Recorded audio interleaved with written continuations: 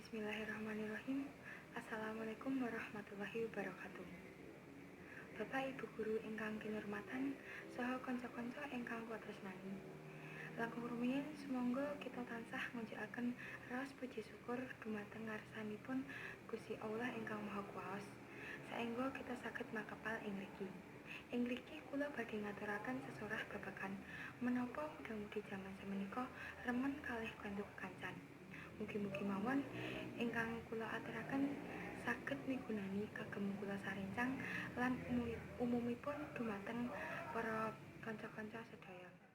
Kanca-kanca ingkang kula tresnani, kita sedaya sampun mangertos bilih bantu kekancan utawi pergaulan bebas menika beta dampak ingkang boten sae tumrap kita sedaya.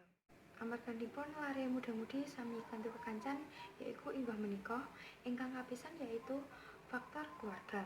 Faktor menika menawi lare muda-mudi boten pikantuk kasih sayang lan pangayoman ingkang cekap, dadosaken para muda-mudi ngucali kasih sayang ing tanah Jawi. Inggih menika saking rencang-rencang menawi boten waspada saged dadosaken kantuk kekancan. Ingkang kaping pindho yaiku kirangipun pangertosan babagan agama. Faktor menika ugi dadosaken kantuk kekancan. Ingkang kaping 3 yaiku faktor lingkungan. Para muda-mudi kedah saged milih sinten ingkang sae dipun dadosaken kanca lan ingkang boten sae. Kantuk kekancan boten bakal kedaden menawi kita ningkataken keimanan uga takwa dumateng Gusti Allah lan nyeleraken bakatipun ingkang positif uga kita saged jaga emosi lan mikiraken masa depan.